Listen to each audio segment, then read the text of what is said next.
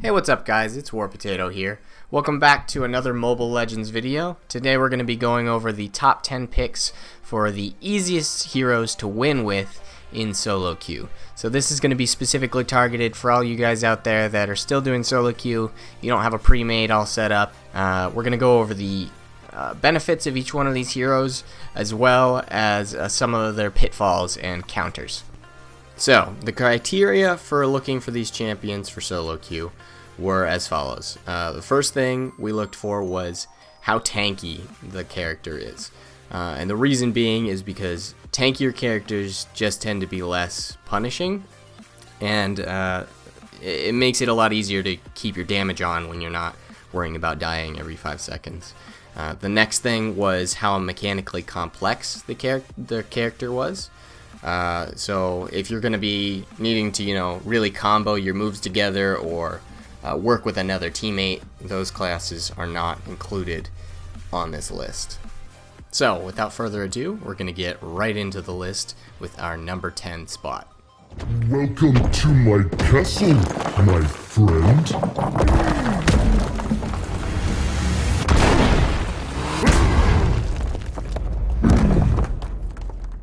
Alright, so coming in at number 10 on our list is Grok. Now this is a main tank, but he does still have the ability to put out a decent amount of damage, and that survivability comes in really handy in solo where you can't really expect supports to come and save your butt when you're getting damaged. A few things to note about him: he's got a nice passive which increases his physical and magical defense dependent on his level, anywhere from 26 to 180. And it also increases his movement speed by 10%. So you get a nice little movement bonus. And then he's got, of course, 3 main abilities, just like every other hero in Mobile Legends. His first ability is his basic damaging attack, which also adds a small speed debuff to the opponent, which is really nice for trying to catch up to them. He's got a good amount of CC for a tank, and his next ability really kind of encapsulates that. It's Guardian's Barrier. You basically throw up a big wall in front of or behind your enemy. This can deal damage to that opponent if they are in front of you, and can also block their path like a actual wall, and it lasts for about 5 seconds. And then you have your ultimate ability, which allows you to charge forward and deal a bunch of damage, and if you hit a tower or if you hit a wall, then you're going to be doing a bunch of additional damage on top of that. As for counters, you're going to want to watch out for Akai. He's a hard counter to this class. His ultimate basically just leaves Grok immobile, so during team fights you can be basically disabled, and that'll prevent you from using your ulti. All shall perish by my sword.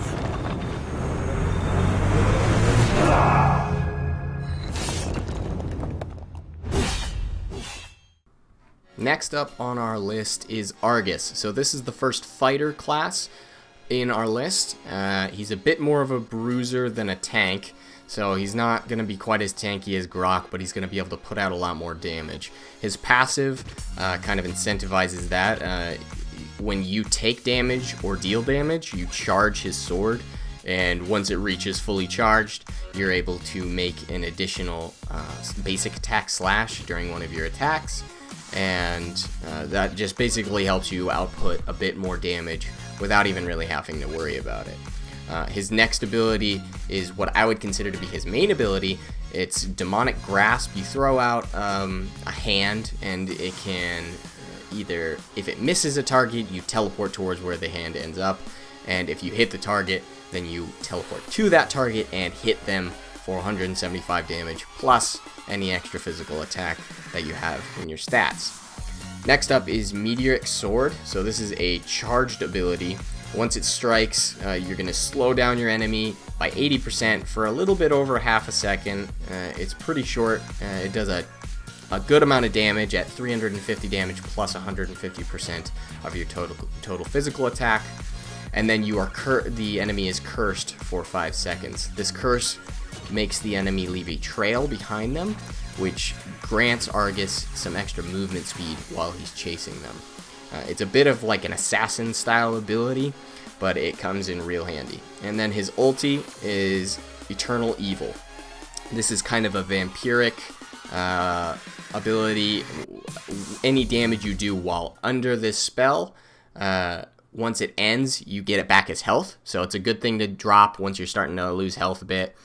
It also removes all debuffs and makes it a little bit harder to CC Argus by about, I think it reduces the duration by 25%. As for counters to look out for with Argus, you're going to again want to look out for Akai. You're going to see that quite a few times during this list. His ultimate being a large-scale CC is pretty formidable against many of these characters. So if you're seeing Akai or if you're able to ban him, might be a good idea to just drop that on him and get him out of your way. Experience the euphony of suffering. Alright, coming in at number 8 on our list is Granger. So this is the first marksman that we're going to be showing on this list. And he's characterized by his 6-shooter style. So he's got 6 bullets in the chamber at any given time. And on the 6th shot, you get an instant critical hit. So that can be useful for getting a bit of extra damage. He's mostly an ability power character, as due to his passive, he actually gets only half the attack speed that you would normally get from various items and emblems. So with his first ability, you're going to be able to shoot all the bullets that are left inside the chamber towards whatever direction you point it to. And each bullet can deal anywhere from 30 to 160 physical damage, and doesn't have any other effects other than that. It's pretty much just a straightforward damaging ability. His next up is his Rondo, which is a blink ability. This allows him to, blink really quickly in a given direction, and then his next 2 basic attacks deal an extra 10% damage, and for every one of those that lands, it reduces the cooldown of that blink by 0.4 seconds. So you can get that guy up again much quicker if you're using it offensively as opposed to defensively. And then, of course, last but not least, Death Sonata. So this is basically his that guitar case he carries around turns into a giant cannon, and he gets 3 super bullets. So your basic attack is transformed into using this cannon. So when you fire, it takes about 4 seconds, and then he will shoot a super bullet straight forward. It will ignore minions and look and try to hit heroes. Once it impacts a hero, it will explode, doing anywhere from 150 to 250 damage and reducing their speed by 80% for a little while. Once you fired that shot, you can then move, so you're kind of locked down while you're firing, and then you can shoot another one up to 3 times. The counter to look out for is Gizian, or any kind of assassin that can kind of grab you out when you're not expecting it and quickly burst you down to dead. So Granger is not very tanky in terms of health, but he has a lot of mobility, which is why he's included on this list. That mobility is super useful, and him being an attack damage character means that you can get a whole lot of damage on board and kind of carry your team if he's played right. Nothing lasts forever. We can change the future. Next up on our list is Alucard. He comes in at number 7. He's a fighter / assassin mix. So he's a little bit tanky, a little bit durable, but he's mostly focused on, really bursting down the enemy. So I'd say he's more similar to an assassin than a fighter. His passive ability allows him to charge towards an enemy after using a skill. So basically, once you've used one of your abilities, your next basic attack does a little bit of extra damage and also dashes you towards that opponent. So that can be really useful for once you've finished killing someone, you can go and dash towards someone else really quick and get another follow-up kill. His main ability allows him to leap and slam down. It does a good amount of damage, and it moves a good distance while also slowing the enemy down. So that's a really good catch mechanic. His next one is his Whirling Slash, which basically just he spins around in a circle and does damage in a circle around him. This can deal damage to all opponents around you, and it's a really good ability during team fights. And his last ability is his ultimate, which is Fission Wave. This launches a big life-stealing wave that hits anybody it comes in contact with and steals 20% of the damage that it does. This also does quite a bit of damage at 440 with an additional 220% of your physical attack, so it scales really nicely with equipment. As for counters, when you're looking at Alucard, you're going to want to look out for Karina. She can't be hit while she has her first ability active or procced, so she essentially can cut your damage down by a third, which really gimps you in a fight 1v1 or in a team fight with her.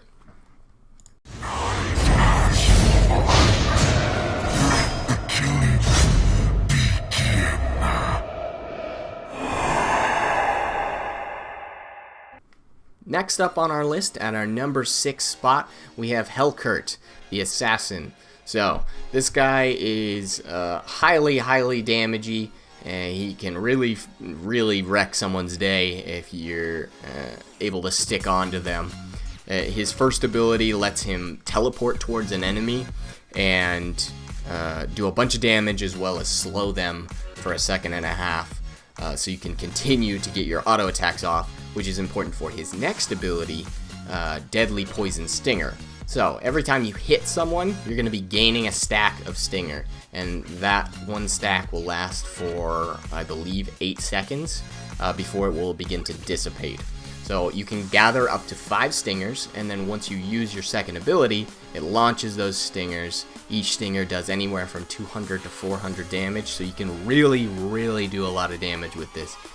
It does 70% of the damage to minions and jungle mobs, so he's going to be a little bit weaker towards, you know, some of the turtle and things like that. And then his last ability is a silence, so he can go and silence an enemy that's nearby for 1 second, so it'll stop them from casting for 1 whole second, and then it has a 3-second cooldown for each target. As for counters to look out for while playing Helkurt, you're gonna really want to look out for Akai again. These assassin types really don't do well against CC, because if you're CC'd, you're basically dead. If someone does a good amount of damage to you while you're unable to escape, you're gonna die. So just look out for those kinds of enemies, people that can really CC you down, and try to avoid them as best you can.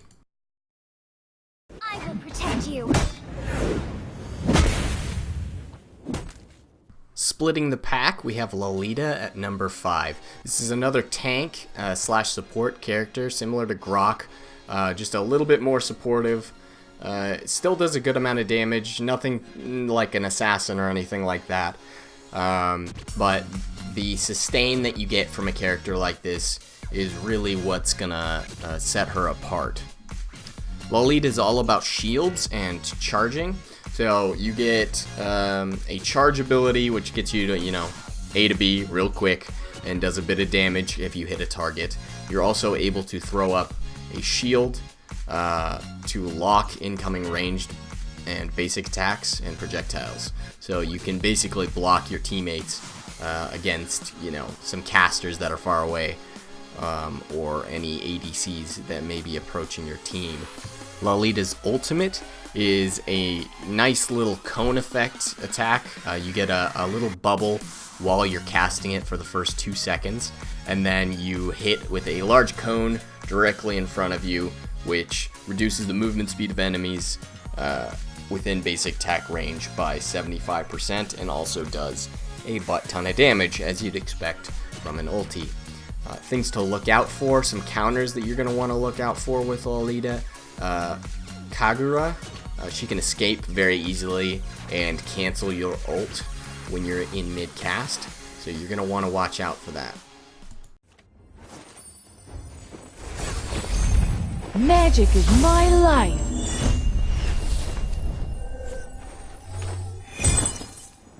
Leading the charge towards the number 1 spot, we have Harith. He is the one and only mage we have on this list.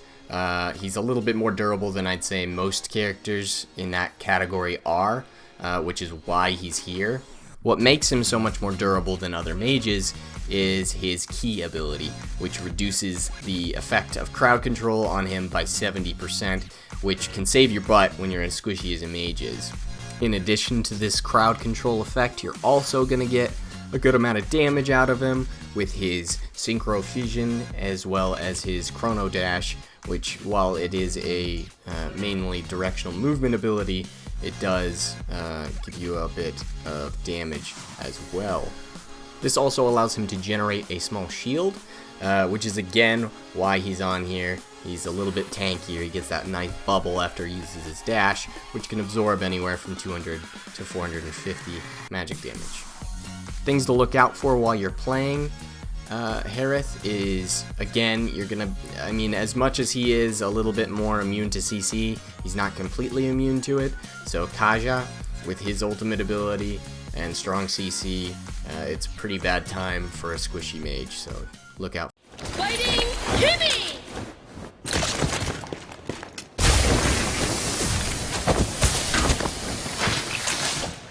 At number 3, we have another mixed class. This is a marksman / mage, and her name is Kimmy. So Kimmy is a pretty good marksman and a half-decent mage mixed together.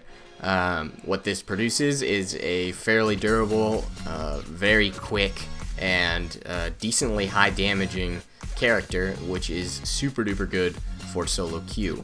Interestingly enough, any attack speed bonus that she actually gains is just converted into movement speed, which is kind of odd for an ADC styled marksman, but it works pretty well for Kimmy just because she's mostly an ability powered character, so she doesn't rely quite as heavily on her auto attacks. Kimmy's major opponent and counter is going to be Lancelot, and any character that has high mobility and strong CC. If you take away her ability to move around, you've kind of gimped the character as a whole. So you're really going to want to look out for any character that can keep up with you and then CC you.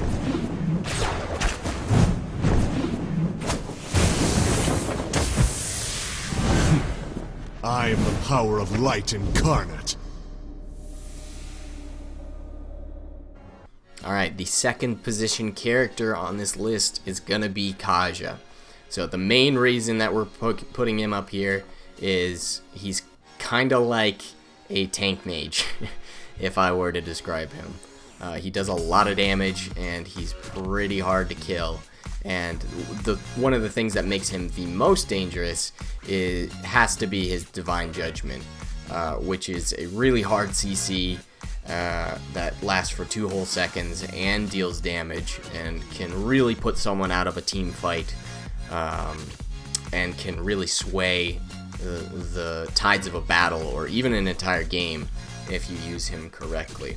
Kaja is not invincible though, so you do have to worry about getting, killed. And as for direct counters, I'd worry about Martis. His doppelganger can result in, a misused CC, and if you, hit the wrong character with your CC, then you're gonna have a bad time. The perfect combination of might and magic.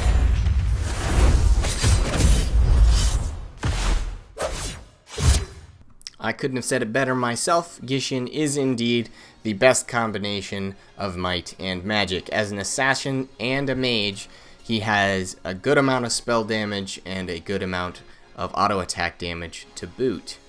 While you're casting as Gizian, you're going to be gaining stacks on your daggers. So after casting 3 times, you're going to be at a max, and that will essentially on your next basic attack, you're going to deal damage equal to 15% of that target's missing HP and restore HP equal to 85% of the damage dealt. So this is a passive lifesteal ability. So you get a little bit of durability from that as well as the additional damage output.